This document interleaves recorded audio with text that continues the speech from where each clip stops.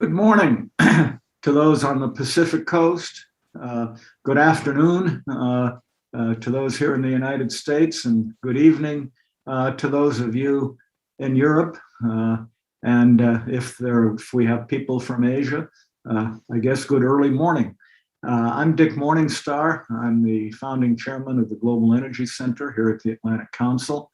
And on behalf of the Global Energy Center and the Naval Postgraduate School, who has cooperated with us to make this event possible, we are delighted to welcome you to this timely event on the European energy crisis. We want to take time to assess what's gone wrong, where Europe and the rest of the world go from here as the recovery and the energy transition move ahead in tandem. The event, we're going to look to cut through a lot of the blame game, and we really want to get into a dispassionate discussion of energy market fundamentals, what's at play, and how those mechanisms can be corrected in the future. And when I say we won't get into the blame game, that doesn't mean that we won't talk about Russia's role in all of this, which is, I think, a really interesting part of the whole situation. We're very happy to have a distinguished panel to carry on with this discussion. And we're going to have the first part of the program will be my conversation with the panel. Then we'll get into some Q&A from the audience. There's a Q&A function on your that you should be able to find at the bottom of your screen. I want to remind everybody also that this is a public, on the record conversation. We've had a tremendous response on this event. We have a huge number of people who are going to be listening and be part of it, and I'm certainly looking forward to it. It's my pleasure to introduce our panel in no particular order.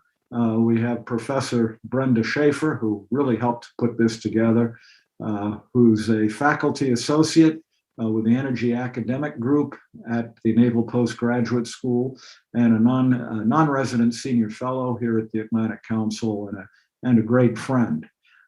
We also have Dr. Daniel Nussbaum, who is the chair of the Energy Academic Group at the Postgraduate School out in Monterey.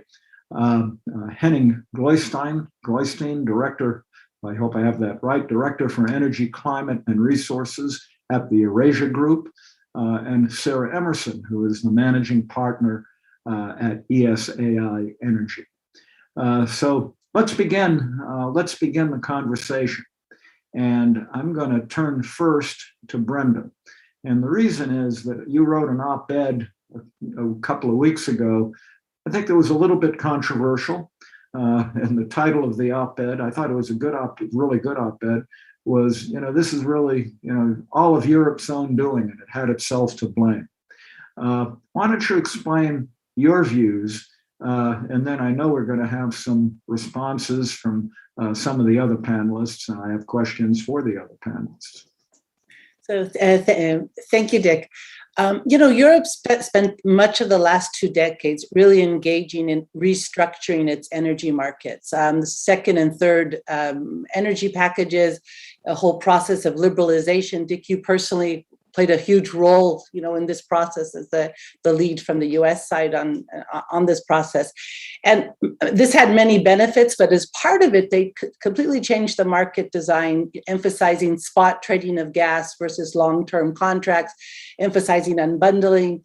And this had huge geopolitical or energy geopolitical implications. So one, with going from long-term contracts to spot prices, basically they set themselves up for Russia, which is the spring producer, to have even more influence over prices in Europe than they had in their specific, bilateral contracts with different consumers. And to say everyone saw this coming, I remember being part of a congressional hearing on European energy security in 2014, and by moving over to hubs with so few players, it was clear that Russia would be the swing producer and would have this ability.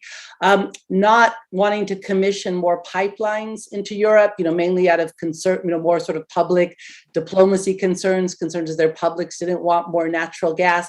So thinking they could rely on LNG markets, so set themselves up, well, Europe resides next to some of the biggest natural gas volumes in the world, in Russia, in the Caspian, Azerbaijan, Turkmenistan, North Africa, Iran, where they really could easily have pipeline gas from so many sources into Europe, instead link themselves to international LNG markets, and therefore to set themselves up to compete by price with Asia, where clearly Asia, which has very few pipeline or no pipeline gas options, is going to pay a higher price for LNG. So in a sense, Moscow now in its activity of maybe not revving up gas to the hubs, is walking through a door that the EU opened. And I would say that another aspect is that, if you look at the geopolitics of energy, and again, you put a big part of your career on this, look at how many, and let's say from most of the first 10 to 15 years of 2000 of this century, Europe really put effort into bringing new projects into Europe, like the Southern Gas Corridor. But in contrast, it hasn't brought in any new volumes, into Europe. Not the East Med, not a second phase of the Southern Gas Corridor. All this gas is there and available, and could have been available. And one of the reasons, and I think why it's important when you said about the debates and the blame game blame, is that much of where the debate about this current crisis is fossil fuels versus renewables, but that's not what it's about. That's only if you talk about production. The real issue is about transmission.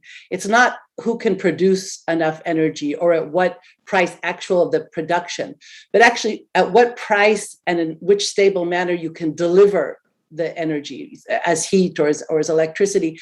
And that's much more complicated. And of course, the pricing of renewables is much more complicated when you factor in the baseload needs that today are predominantly by natural gas. And I think politicians are not being, in the US and in Europe, are not being fair to their publics in pointing out, what are the real baseload needs in order to securely deliver renewables to their publics, and to think as if it's renewables or gas versus renewables and gas that go hand in hand today. Yeah, thank you, Brenda. And I think the last point is a very important point, that we have to look at renewables and gas. But one thing I would just ask you about, you say that that Europe sort of missed the boat and is more available. There were more possible pipelines and more available gas. I mean, that's easier said than done, isn't it? I mean, the Eastern Mediterranean has all sorts of geopolitical issues that have made it very difficult. Turkmenistan, Russia has put basically a red line up until now anyway, across the Caspian with respect to Turkmen gas.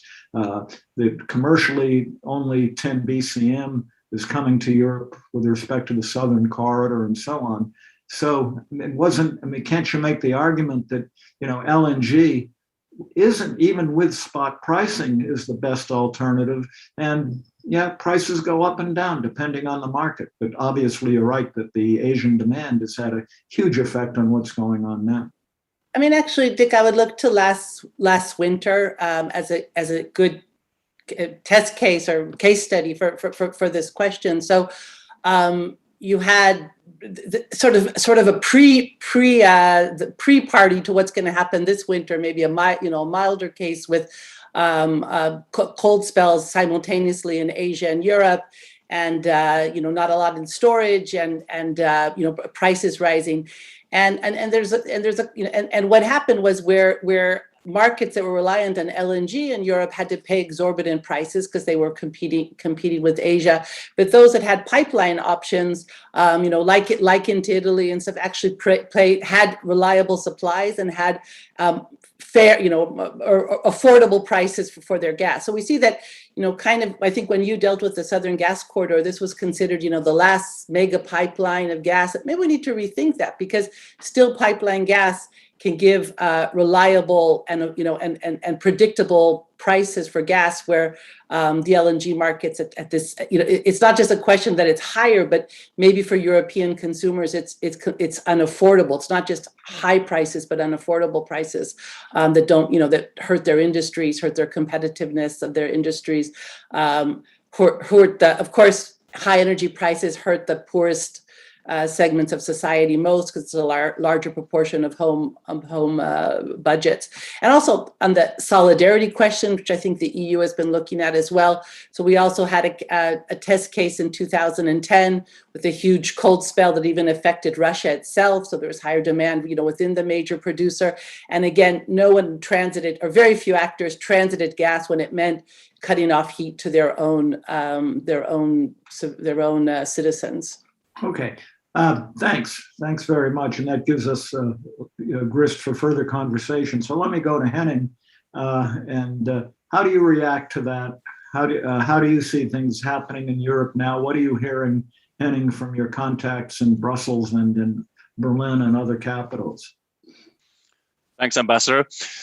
I mean, this winter, sadly, most European capitals are sort of at the mercy of the weather. If it stays mild and doesn't get particularly cold for very long, then this could be over by Christmas, because then gas storages will be full. If it gets cold and stays cold, then there'll be trouble. And there's no real direct and short-term solution to this. There are, however, some solutions that are being cooked up in Berlin, Paris, Brussels right now.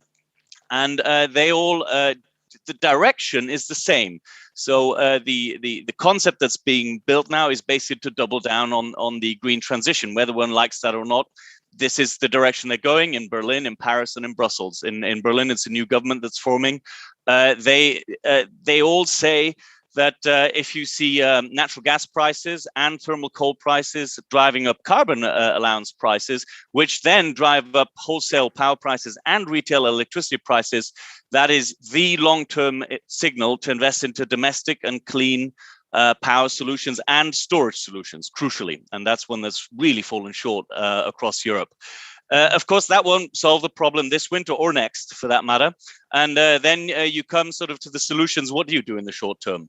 All of them do agree that that household supply will be prioritized over industrial supply. Companies might not want to hear this, but whether it's Berlin or Madrid, Rome, doesn't matter. They will all prioritize household supply during this winter over industry. And if that means rationing industrial power supply, demand curtailment, then that's what it's going to be, because nobody wants people sitting at home, perhaps having COVID, and then having no electricity. That's toxic politically. And then some solutions next year will have to be found, that we don't repeat this in the upcoming winter. That will probably include, in Germany, for instance, approving Nord Stream 2 against the will of Poland, France, and of course the United States. But Germany has to switch off 6 nuclear reactors by law next year. So unless they want to replace that with coal, they're going to have to probably do it with gas. But keep in mind, they're also building an LNG import terminal for the first time, probably ready in 2023, and they're building a lot of offshore wind. France probably will use this as an argument to build more nuclear power. But again, that's not going to solve the problem by next winter. So I actually agree with Professor Schaffer. It's about transmission, and it's about storage. Britain is a good case here, not in the EU anymore, but they exited coal power really successfully over the last 10 years. They went from 40% coal in their power mix to almost zero. That's great. But what they didn't do is invest into the equivalent replacement of offshore wind, intermittency support for wind, or natural gas storage capacity. So now this weird blame game is the natural gas industry is blaming the wind industry, and vice versa. That's not really the point. Neither the gas industry nor the wind industry have received the investment to deal with all the coal that's gone. And I applaud the effort that that Britain has gotten rid of all that coal, unlike, for instance, Germany. But there has been a shortfall in transmission and storage capacity, and that includes natural gas and renewables. And that will be addressed now. And you mentioned carbon permits. Maybe the European Union will now have to slow down its expansion of carbon permit trading that they had planned, because there is some criticism about that, especially in Central Europe, about sort of the surging carbon costs being responsible for this. But it is a bit of a mess that we're in. So in summary, I'd say the European Union mostly will try and double down on the green transition. That is a long-term target. That trajectory is probably not going to derail.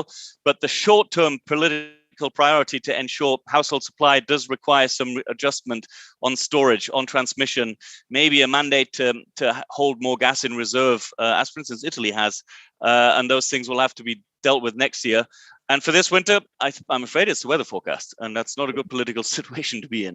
Henning, is that what you're hearing from your contacts in the capitals?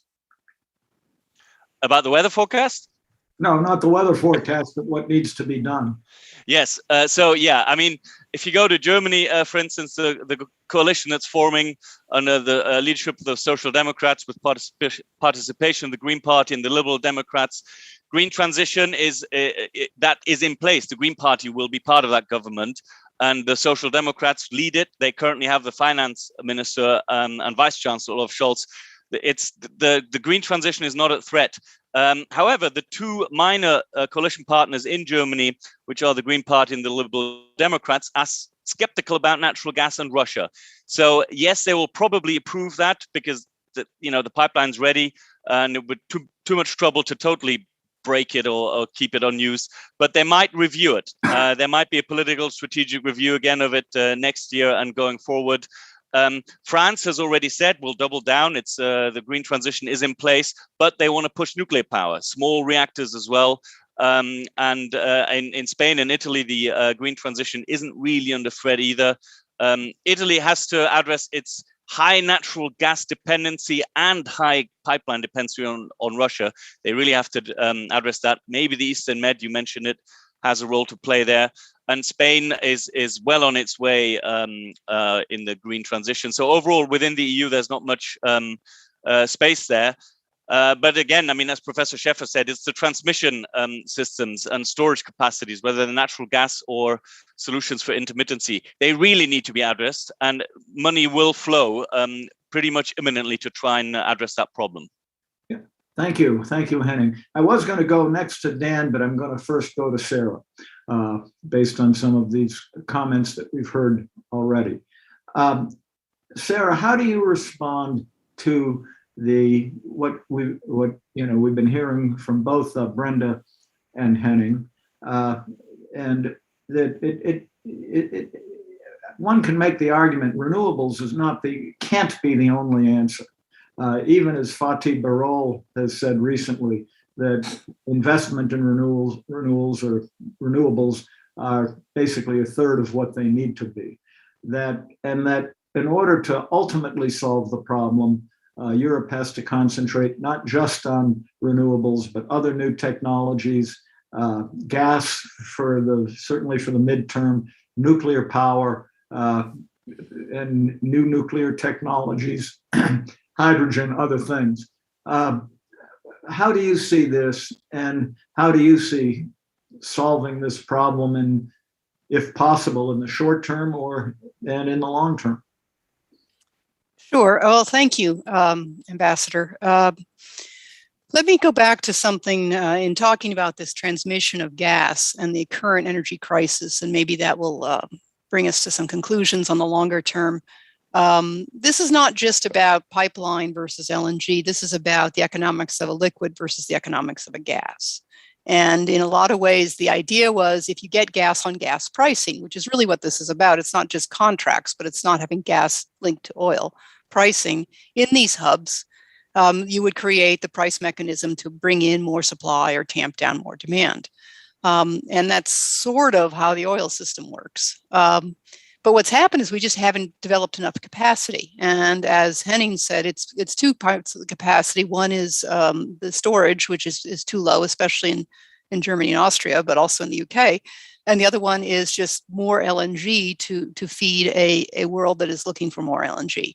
So, we've sort of, in a way, by shifting natural gas to sort of a market as opposed to long-term contracts indexed to oil, we've sort of said market forces will work better to bring in this supply. And sort of that really hasn't fully happened because it takes time to build both gasification and liquefaction plants, just like it takes time to build nuclear plants, just like it takes time to build offshore wind facilities. So there are lots of long-term solutions, hydrogen, wind, more residential solar, but the short-term solutions have really got to be permitting to allow for the quick fixes we can get to. And that's whether that's more storage or more turbines in areas where they've been permitted or more LNG terminals. And that's that'll get us through these energy crises because these are going to keep cropping up. Thank you. Thank you, Sarah. And I am going to go now to Dan. Listening to this, I have a feeling, Dan, that you might say that with respect to pricing and LNG prices, that the market determines that. And hey, that's tough.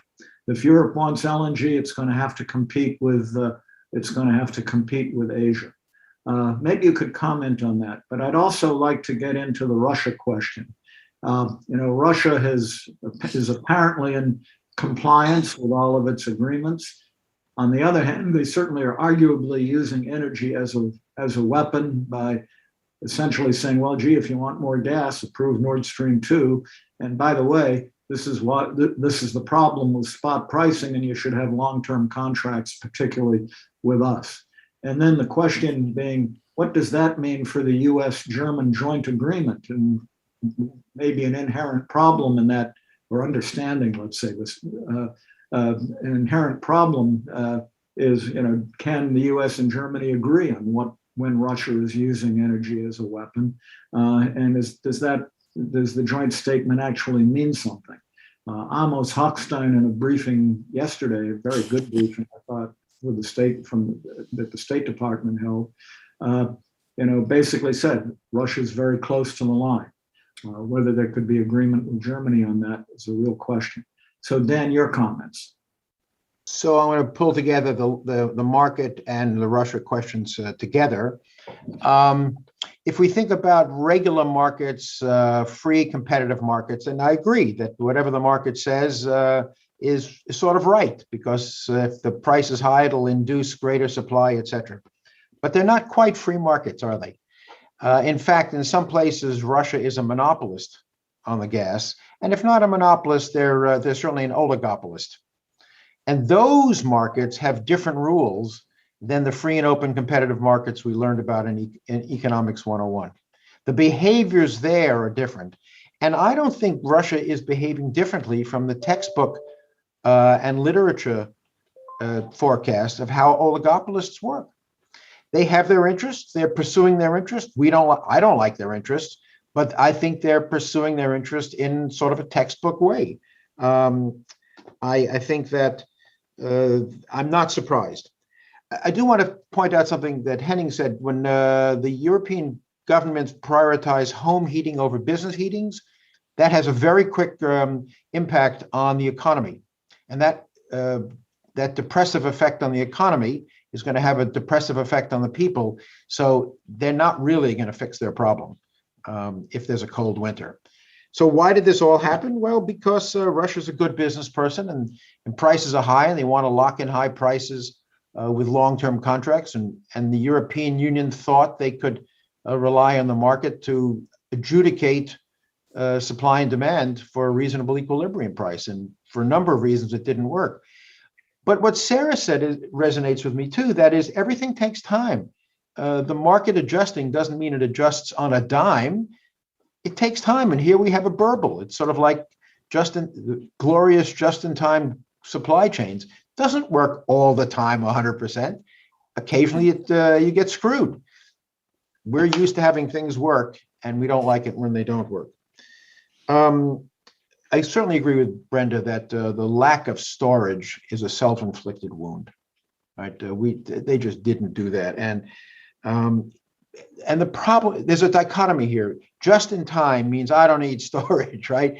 But just in time doesn't work, and we're going to have to move to a just in case world. And a just in case world, I think, implies greater storage.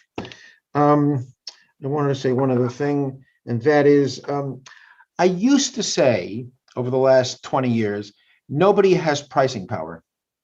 Somebody wants to raise their price on anything. I don't mean just energy, on anything. There's so much supply out there that someone will undercut them. and maybe Apple was accepted, but there was so much supply, the supply siders were right, that I couldn't raise my prices because Sarah or Brenda or the ambassador would undercut me. And now I'm wrong. So I was right until I was wrong. And all of a sudden, there's no great supply. And the question is, how did that happen? Right?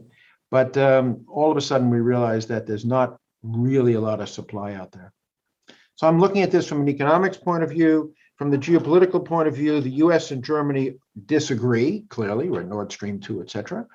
And we've come up with this middle ground that ambassadors like, that says, if Russia is using Nord Stream 2 as a weapon, then we'll do something.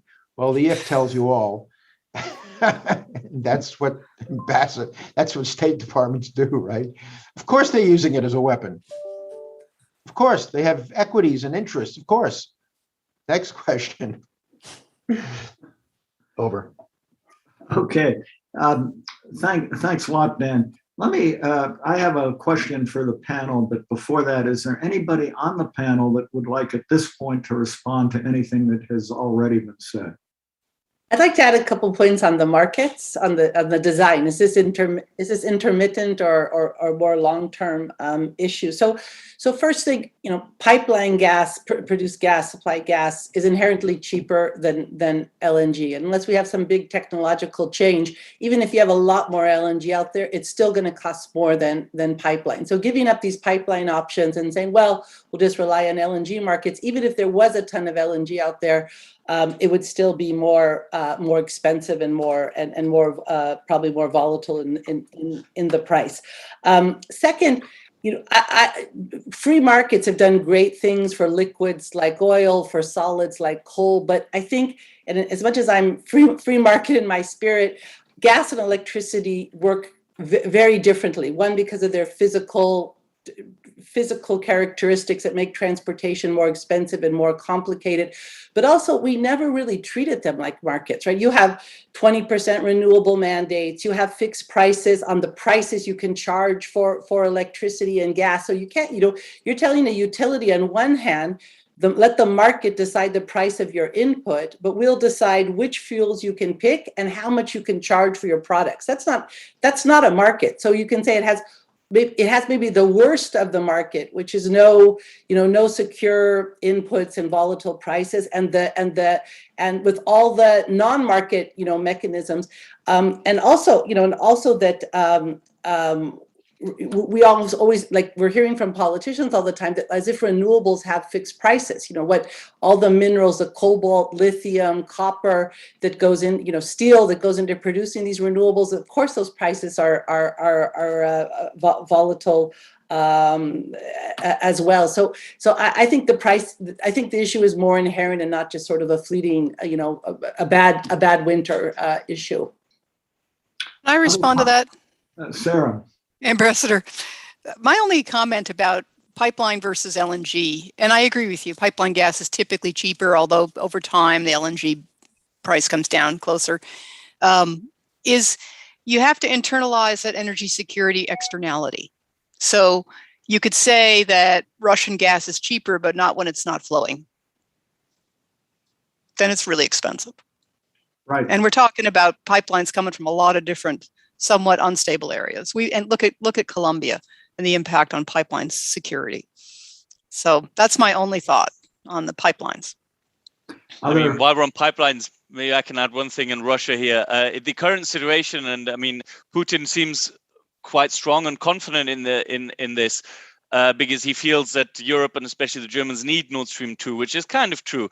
But at the same time, Russia really doesn't look very good in this at the moment from the European point of view, because they are either playing geopolitics because they're not wanting to send the gas via Ukraine and are trying to push fast approval of Nord Stream 2, which, then they're caught playing geopolitics, which they've always denied, even if it's with little credibility.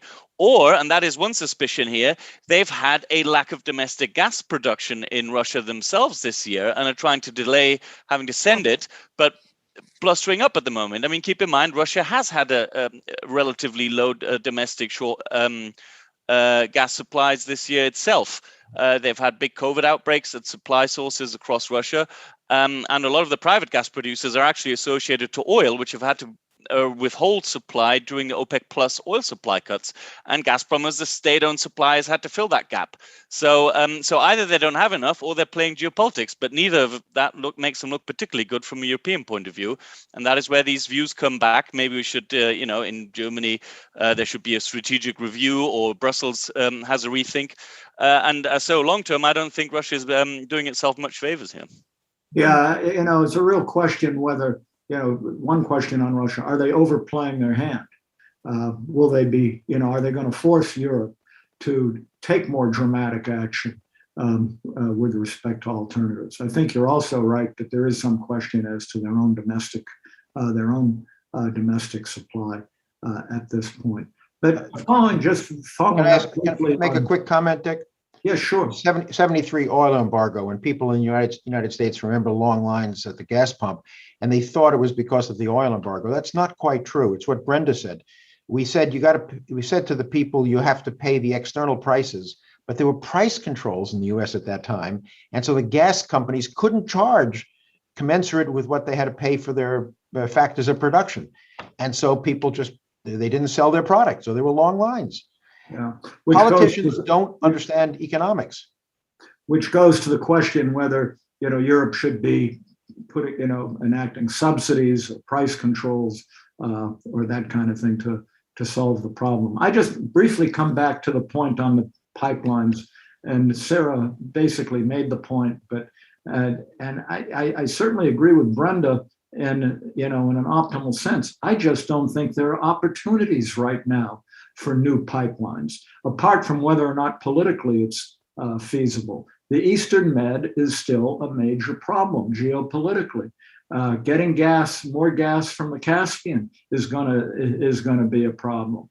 Iran is a non-starter. This right now anyway.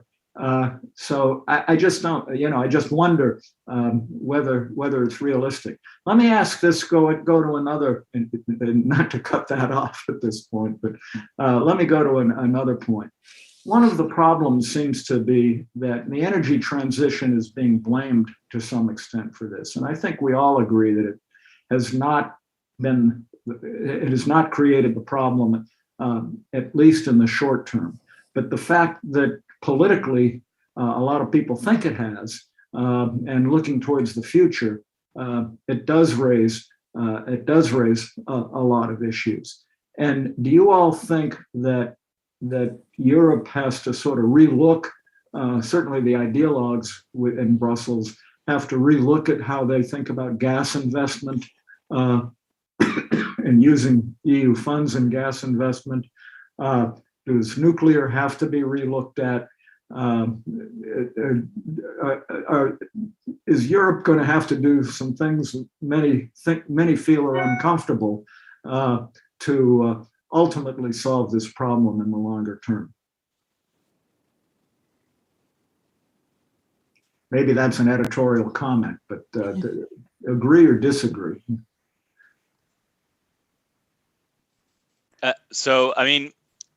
France is certainly pushing the idea of relooking at nuclear. They do that domestically as well, but they export that technology, and they've Macron 10 days ago quite loudly floated the idea of small nuclear reactors that are much easier to build, cheaper to build, faster to build, and they have the know-how, and please order them from us. So they're trying this.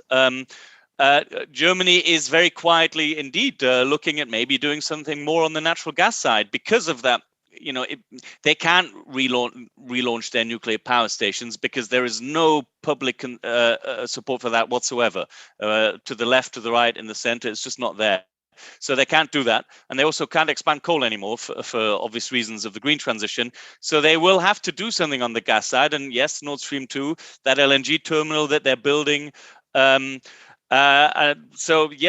quietly, they have to do this because they can't come out as sort of the self-declared leader of Europe's green transition with lots of bumps and failures, but they can't come out and say we like natural gas. But if you talk to the second and third level civil servants in Germany, they very quietly say, yeah, well, we're going to have to need it for a while longer than we were hoping to. I think some quiet readjustment is happening. And as I mentioned, I think there might be a slowdown of the very aggressive emissions permit scheme expansion that was actually planned until very recently. I think that might be relooked at a little bit, just to appease some criticism.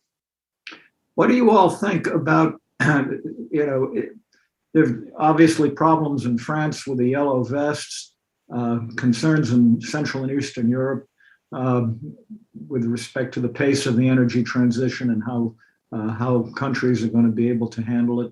Is this going to increase, is what's happening now going to increase a lot of political dissent, let's say, in political issues within Europe about how fast the new Green Deal can be pushed? Any comments on that from you? I have a comment. I think when you have policy that starts with the endpoint and tries to work backwards to today, it's inherently difficult policy for people to get behind.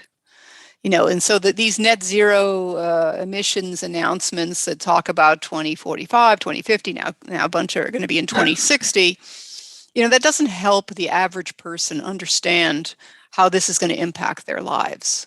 What you really need to do is you need to look at the problem year to year, starting with today. What can we accomplish in 1 year, 2 years, 5 years, 10 years? And how can we build a political support for that kind of movement? But instead, the entire climate dialogue starts so far away and tries to back into some kinds of solutions. And it's not clear, it's not tangible for many people in the economy who just sort of see it as sort of theoretical. So yes, I think this is, and now you have an energy crisis. It's going to make people throw up their hands and sort of say, yeah, don't talk to me about 2050. Talk to me about 2022. And how are we going to get through 2022? And that's where natural gas is going to have to play a bigger role. Oil is going to play a role in 2022 as much as people hate it. And certainly coal is playing a role that no one wanted. So, we're going to have to start taking care of the next couple of years if we're going to stem a sort of political backlash sort of among the rank and file. Any other, I'm going to go to audience questions momentarily. I do want to say something. Sarah, I sort of disagree. I think you need to have a vision, right? Everybody says, okay, you're doing this, but why are you doing this? So there has to be a vision, but it has to be complemented by exactly what you said. But I don't want to give up on visions. Well, the vision's there for sure. yeah, it is, right. It just can't stand there isolated, right? Yeah. There are real dichotomies in populations, the tech world versus the non-tech world, et cetera, et cetera. And those divisions are ripe for exploitation. And the energy is just one more opportunity to stir it all up. I don't mean that it shouldn't happen. It's going to happen. People will take advantage of it. And so stand by for more turmoil. But I'm happy to have visions out there, and then we can debate the divisions. We can debate the vision as a people. Okay, let's excuse me. Let's go to some of the questions. A lot of questions came up on the Eastern Mediterranean, and given that you brought that up, Brenda, there's reaction saying, well, gee, how in the world are we going to have pipelines coming from the Eastern Mediterranean given the geopolitical difficulties? I certainly raised that as to whether it's realistic or not. Is that, do you really believe that can be part of the solution?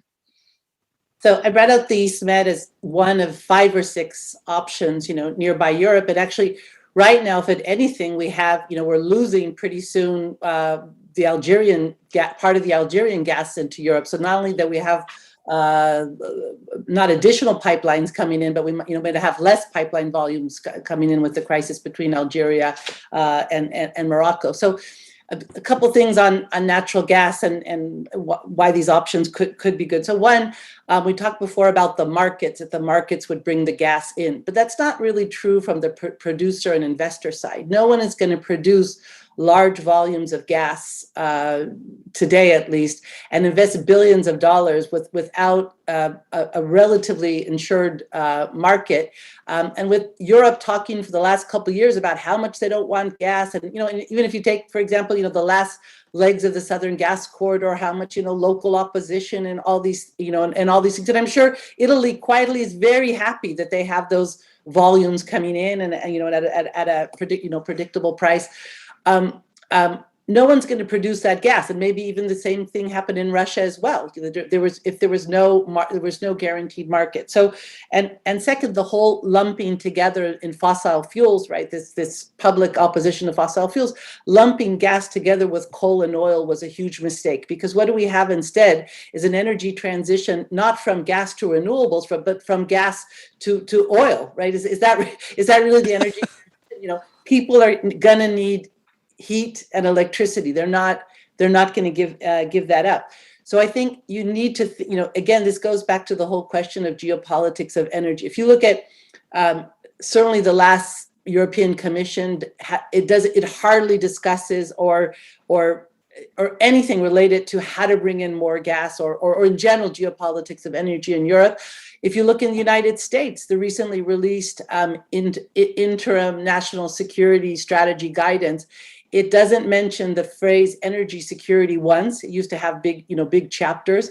Energy is mentioned 10 times, 7 as a phrase, as part of the phrase clean energy. So 70% of the energy consumed in the United States is fossil fuels, but we don't have, it's the geopolitics of energy is gone from US, national strategy, and certainly has been gone for a few years in Europe. So those things can happen. I mean, Dick, you spent a lot of your time overcoming those geopolitical hurdles, herding all those cats, into it, and giving birth really to a concrete project.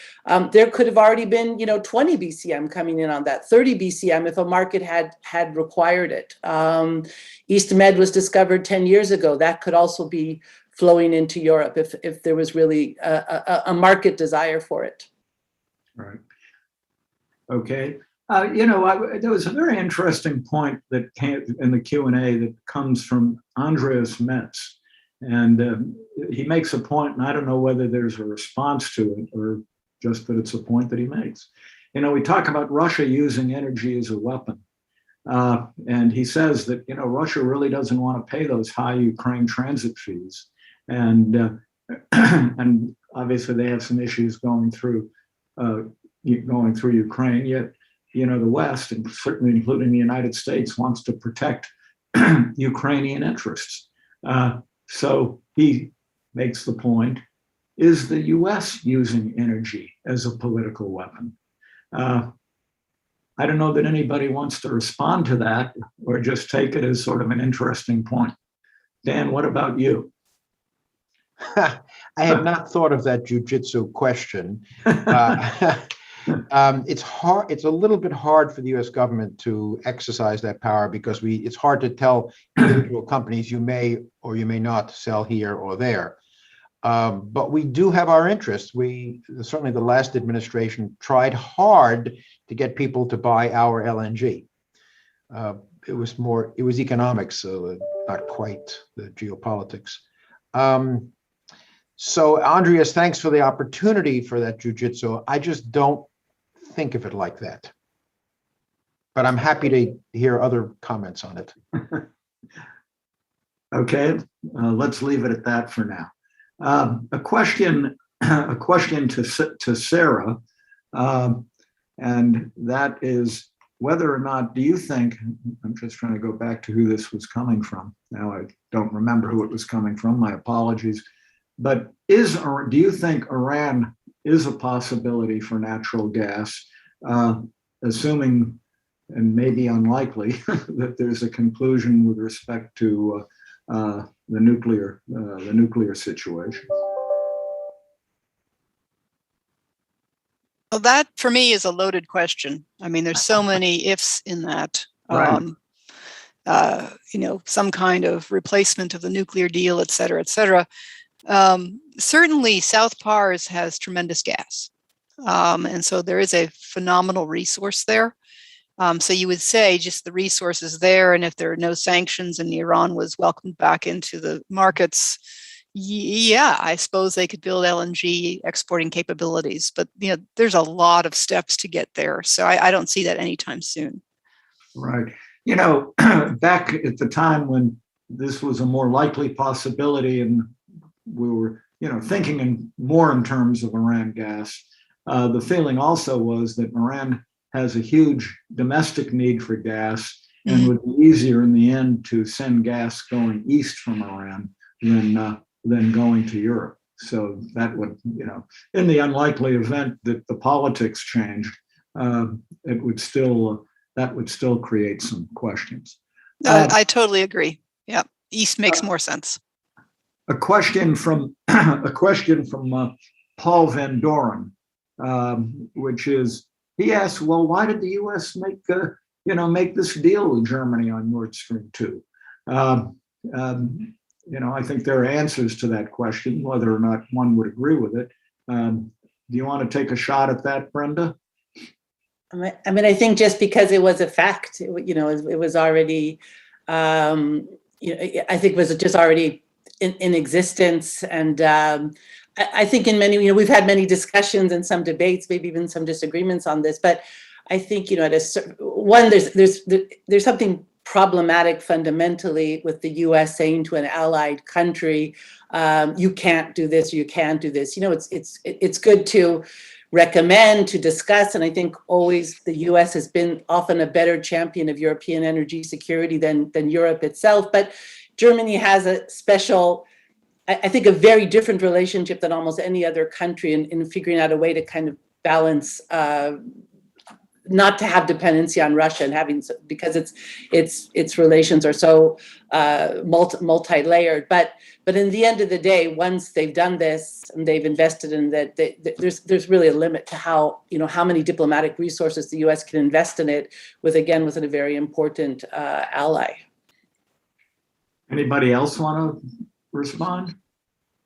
I think maybe I can add to it. I totally agree, but this is one of those decisions that should have probably been prevented 10 years ago.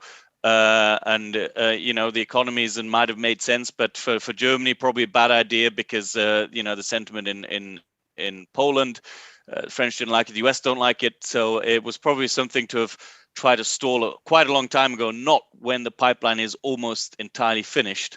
And then, like Professor Schäfer said, then suddenly the US has to potentially put sanctions on one of its closest allies in Europe. That I think would look rather unrealistic or problematic. So I think it was a bit too late to really act seriously. It's interesting. Amos, in his press briefing yesterday, I think gave a pretty good answer to it. People may disagree, but basically saying that, look, it's almost finished. That Russian companies will finish it, whatever the sanctions might be. He didn't say this, but the only way to really stop it would be sanctioning purchases from Nord Stream 2, which would sanction big European companies, many of which have interests in the United States, and would create real problems in the relationship with maybe not just Germany, but other countries as well.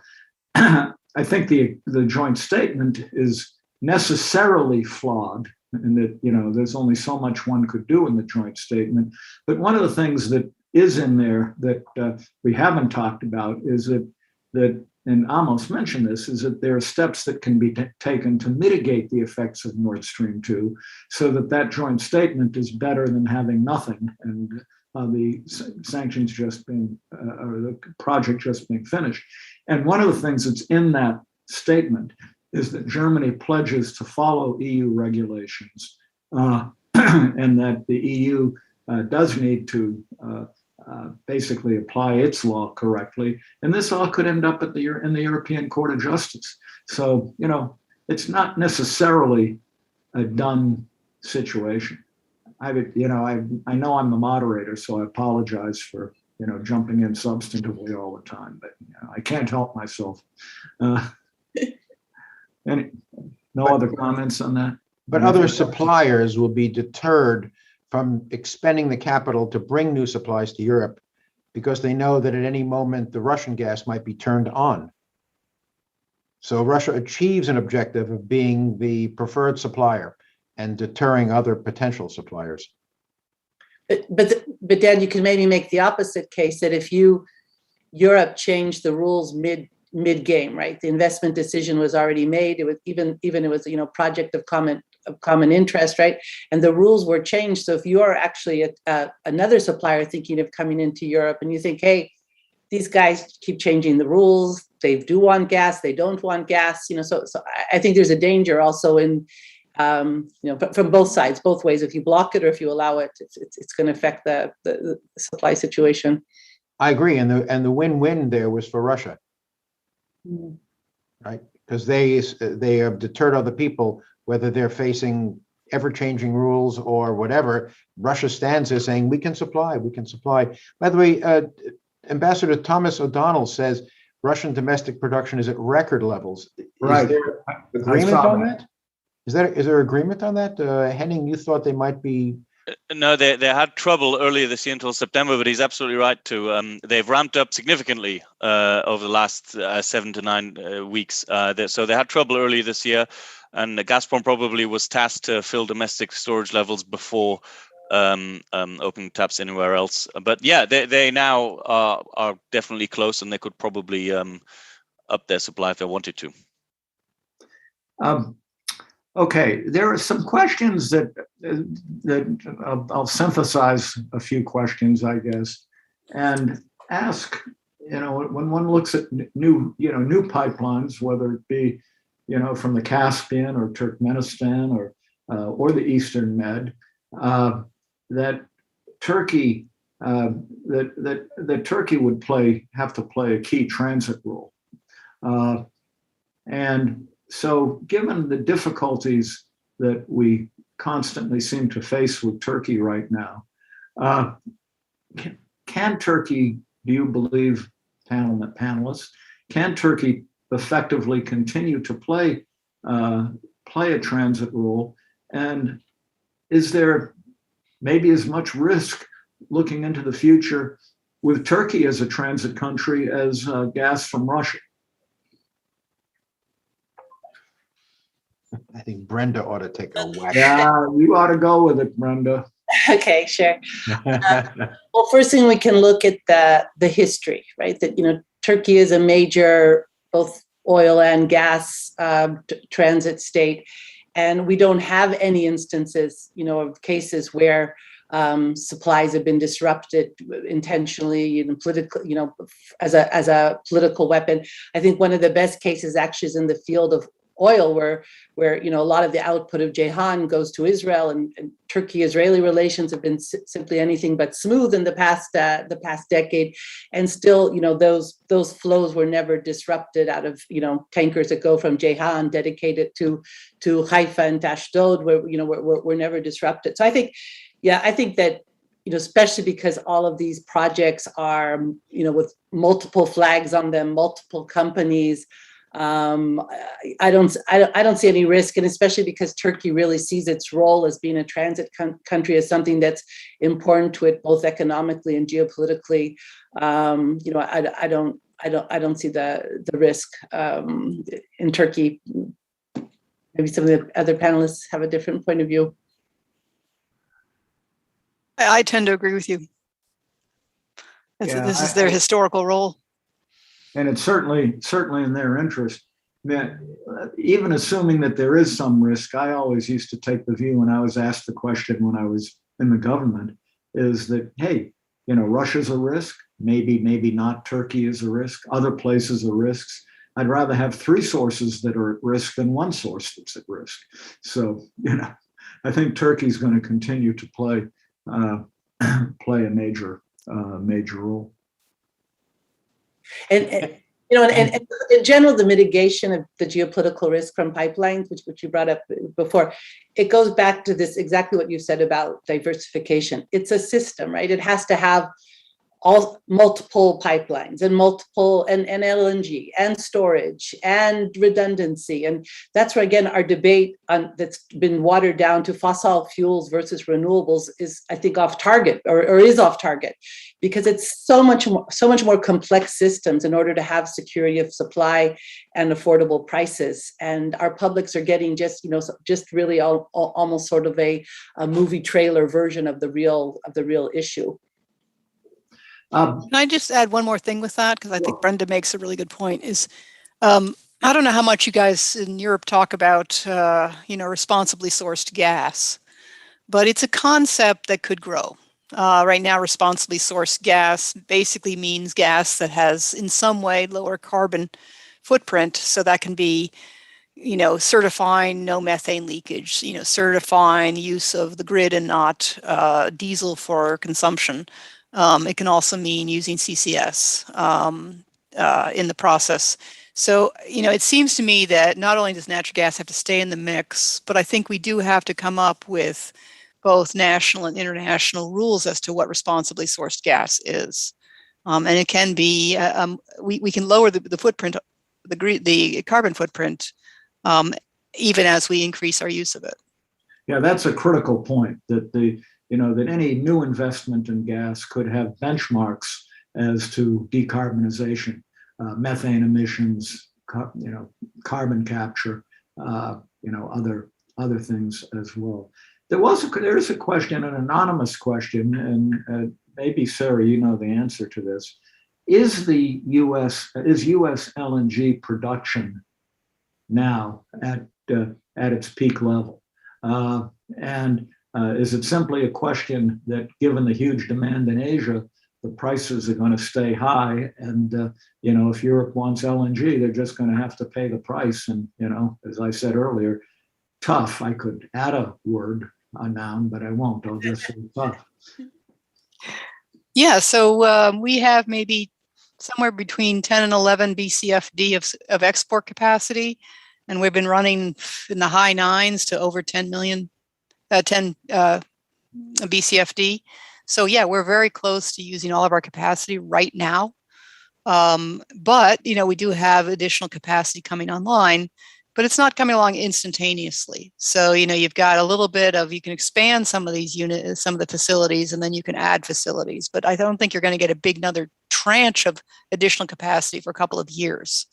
So, the U.S. is a little bit hamstrung right now on significant increases in LNG exports. And you got to look at FERC. And, FERC is now talking about applying social cost of carbon to permitting of these LNG terminals. Okay, that's a big deal, especially since no one can agree as just exactly how that's calculated. So there's the number of issues that are squeezing the LNG growth prospect, at least in the short term. Which leads to, there was another interesting comment about whether, when we look at gas today, are we looking at the externalities with respect to gas? Do we really know what the true cost of gas is with respect to externalities? Because we certainly made the argument, that the externalities with respect to coal, make the cost huge compared to nuclear risks, for example. And I don't know if there have been any good studies on externalities with respect to gas. I don't know if anybody has any comment that they'd like to make on that. I mean, I think, wouldn't you ask the same, certainly that's been under researched is the externalities of renewables, right? So there's sort of this assumption that renewables are one, low carbon, or that clean energy, which is low carbon, is necessarily green energy, which it isn't. I mean, we don't look at all of the environmental impact of renewables. Hydropower is the largest source of renewable energy today. And if you look at the ecosystems of any place where there's hydropower, it's probably not a place you want to have a picnic or you want to go fishing or. If we look at we never calculate all the mining externalities of the materials that'll go into not just the production of renewable energy, but the electricity grids and systems to deliver them, right? So if you really looked at the, lithium, cobalt. Most of these are mined in countries where everything from the human rights practices to the fact that most of the mining is done on coal-based electricity and very energy intensive. So if you ever calculate it into renewables, the entire environmental impact and carbon impact, I'm not sure that most people would be very happy. Well, but that doesn't mean that we shouldn't be looking at the cost of externalities with respect to all of the various sources, and maybe not enough attention is being paid to it. I think we're at the end, basically. It's 3 o'clock now. And, the conclusion, I guess, that I draw from all of this discussion is, after all of the discussion, there really is no good short-term answer to the European situation. We'll see if the market adjusts or whatever, but and maybe things can be mitigated, but it does look pretty tough in the short term. Maybe I'll give the panel one last shot to make final comments, and maybe if there's anything optimistic that you might say in the short term, other than, well, let's see how the market reacts. Well, a mild winter will get them out of the tough spot, right? So it's not for sure that they're in a tough spot. I do think that this evolution does not solve the problem, the fight between the green folks and the fossil fuel people. They'll just point fingers at each other, and we don't have the analytical capacity to sort that out yet. So there's analytical work to do. Other comments, Sarah, then Henning and Brenda. Yeah, I tend to agree with Dan that, a mild winter and probably the turn on of Nord Stream 2 is going to improve situation. My worry about that is, these little energy crises actually focus everyone's attention, and they get us talking about what can we do, not just in 40 years, what we can do in the next 3 to 4 years. And I wish there was more focus on that. So I'm afraid that once this is resolved, we'll all go back to talking about the pandemic. And it really does raise a lot of these social and cultural issues too, with respect to the energy transition that have to be taken into account, and how to really create a just transition. Henning. Thanks. I agree that I think a year from now, the situation won't be as bad as now, because there'll be hopefully at least a little bit less COVID, a little bit new capacity of gas and renewables, and a bit more thinking about how we got here and how we can prevent it. One little thing I wanted to address, and it won't take long, is there was a question about the nuclear taxonomy. And I do not think people who hope for nuclear in Europe should have their hopes too high, because France, with Brexit, has just lost one of the major supporters within the EU of nuclear power. And the Germans have the support of the Italians and the Spaniards against it. And also in this taxonomy of the major targets of what the green transition should achieve, nuclear has some real challengeable problems, which are along circularity and long-term issues around storage, which are challengeable at court. And so that doesn't stand much of a chance. But I do think this time next year will be a little bit better than where we are now. Well, just briefly on the nuclear issue, which raises the point that maybe that we ought to be doubling down on new nuclear technologies, which the Commission has actually supported to some extent. Brenda.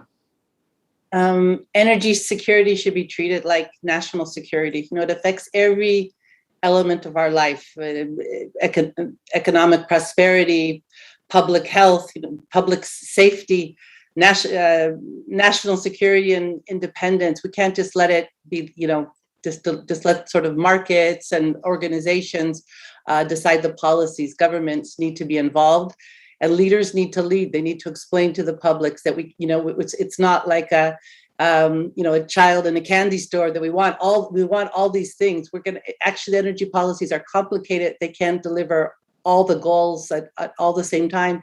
But at the same time, if we don't get this right, it's going to be very serious social and security and economic consequences. Thank you, Brenda. And I think you already made your last comment, Dan? I did. Yeah. Okay. Well, I think we've reached the end of our time. I think this has really been a wonderful discussion. And I do want to thank the panelists, all of our panelists who've been great. I think the audience has just been terrific with a lot of really good comments and questions.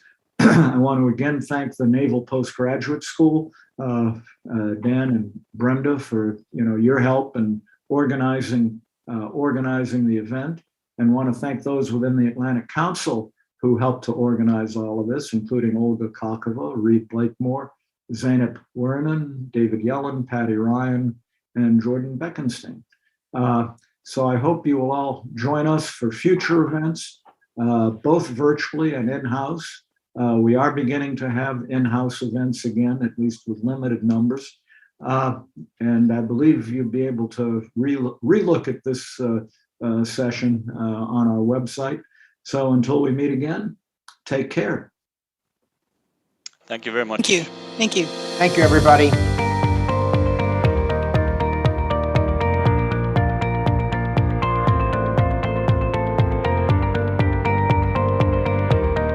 Thanks to all of you.